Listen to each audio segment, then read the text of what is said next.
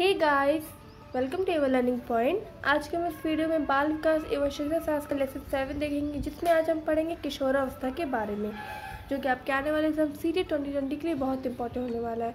और इससे पहले का एक वीडियो जो कि मैंने बाल्यावस्था, शैशवावस्था, गर्भावस्था के बारे में बताया तो नहीं देखा है तो तुरंत डिस्क्रिप्शन में चेक करके वहाँ से देख लीजिए।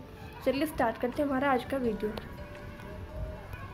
किशोरावस्था की जो एज ग्रुप है ये 13 से 18 वर्ष होता है। अब किशोरावस्था की क्या क्या विशेषता है उनको हम देखते हैं।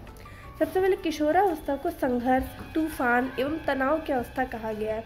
ये कहा स्टेनले हॉल ने। याद रखिएगा, ये क्वेश्चन बहुत बार रिपीट होता है कि स्टेनले हॉल ने बोला था कि संघर्ष, तूफान व तनाव की अवस्था किसे कहते हैं? किशोरावस्था को। आपको एग्जाम में केवल तनाव की अवस्था भी करके दिया जा सकता है, तूफान की अवस्था भी, संघर्ष की अवस्था करके भी दी, यानी इसके पार्ट्स बनाकर भी पूछा जा सकता है।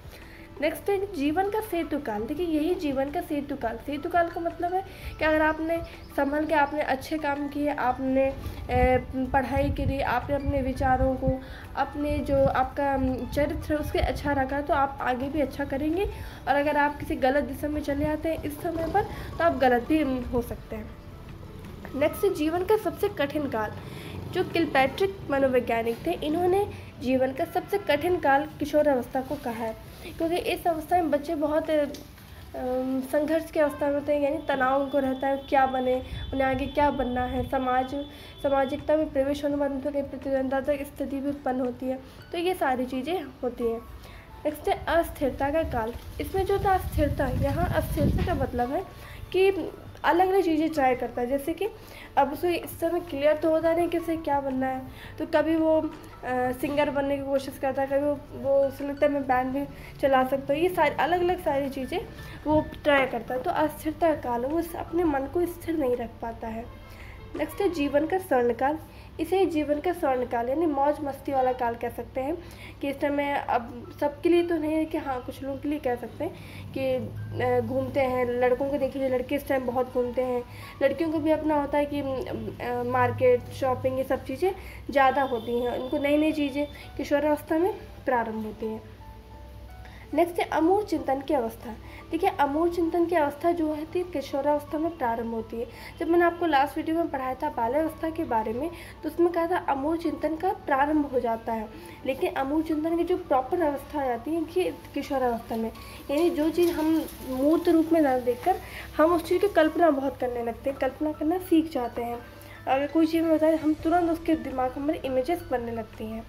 आत्मसम्मान की अवस्था, किशोरावस्था की जो होती है आत्मसम्मान की अवस्था होती है, यानी इस जो एज ग्रुप होता है हमारा 13 to 18 ईयर्स के बीच वाला, इसमें कोई किसी को कुछ कहते, लोग बुरा बहुत जल्दी लग जाता है, लोग अपने दिल पे ले लेते हैं चीज़ों को, अपने सम्मान, अपने गौरव को ले लेते हैं, इसलिए आत्मसम्मान की अवस्था, ये क्वेश्चन भी आया हुआ है, तो याद रखिए कि आत्मसम्मान की अवस्था किशोरावस्था को कहा जाता है।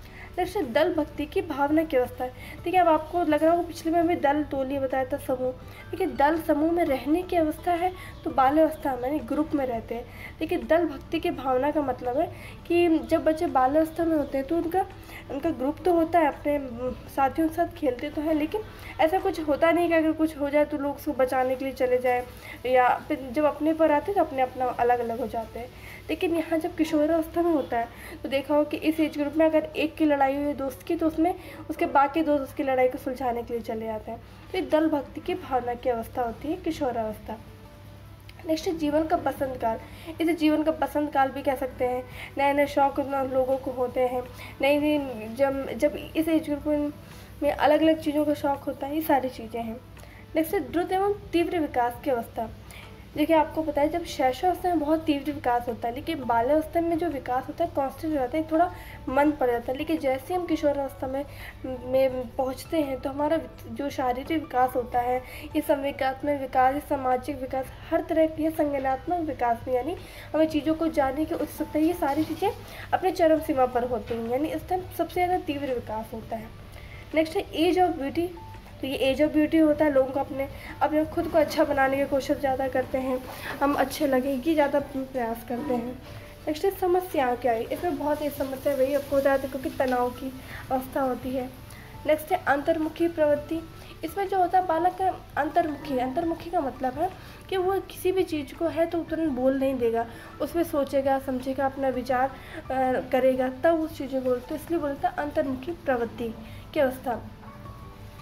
और वही अगर बोले जाए बाह्यमुखी, तो जब बच्चा शैशव अवस्था तब वो अंतर्मुखी नहीं होता, उसे अगर कोई चीज़ चाहिए तुरंत उस चीज़ की जिद करेगा। लेकिन अंतर्मुखी की अवस्था कब होगी, ये हमारी अवस्था किशोर अवस्था में।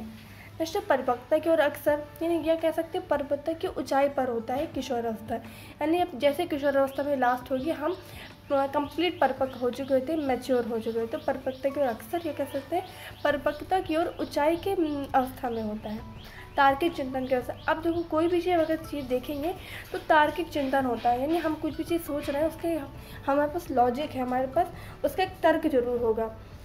वही बाल्यावस्था में तार्किक चिंतन का जो करने का प्रारंभ हो जाता है। नेक्स्ट घनिष्ठ मित्रता की अवस्था, वही अभी मैंने बताया था कि टोली या कि अपने संघ या दल की भावना से बहुत ज़्यादा प्रेरित रहते हैं, तो घनिष्ठ मित्रता की अवस्था भी यही होती है। टीनेज, इसी को जो हमारी किशोरावस्था, इसी को टीनेज बोलते हैं। उथल पुथल की अवस्था, ये भी अगर बोलना चाहिए किसने कहा, तो आप स्टेन हॉल ही करिएगा। संक्रमण काल की अवस्था, यानी संक्रमण काल मतलब हम जिस चीज़ से किसी से प्रभावित हो गए, कोई विवेकानंद से प्रभावित हो गया तो उससे वो उसके जैसा बनने की कोशिश करता है, कोई किसी दूसरी चीज़ से प्रभावित हो गया तो उसके जैसा बनने की कोशिश करता है, इसलिए संक्रमण काल की अवस्था कहते हैं। इसे गोल्डन एज भी कहते हैं, क्योंकि कई सारे लोग जो इसी से अपना कोई बिजनेस शुरू करता है, कोई जो भी कुछ बनना चाहता है, वो सब इसी चीज़ से प्रारंभ हो जाता है। सामाजिक स्वीकृति की अवस्था, अब इस अवस्था में सामाजिक प्रतिद्वंदात्मक नहीं, आपने देखा बाल्यावस्था में सामाजिक प्रतिद्वंदात्मक व्यवस्था होती है, लेकिन अब जो होते हैं जितने समाज में जो रूल्स हैं और जितने भी सारी चीज़ें, अब वो जो व्यक्ति है वो उनको पहचानने लगता है, समझने लगता है कि आखिर ऐसा है तो ऐसा क्यों है। तो सर ये सारी जो विशेषता है किशोरावस्था की है। उम्मीद करती हूँ आपको पसंद आया होगा। अगर पसंद आया तो वीडियो को लाइक कर दीजिएगा, दोस्तों से शेयर भी कर दीजिएगा। और इससे पहले की वीडियो जैसे मैंने बताया है आप उसे तुरंत ही देख लीजिए, जो क्योंकि मैंने हर एक पॉइंट जो बहुत ही इंपॉर्टेंट ही इंक्लूड किया, कोई एक्स्ट्रा चीज़ नहीं बताई है, क्योंकि पहले मैंने बोला है कि कम पढ़ेंगे, सिलेक्टेड पढ़ेंगे, अपना सिलेक्शन लेंगे। तो मिलते हैं नेक्स्ट वीडियो में, तो अपना ख्याल रखिए। Thank you so much.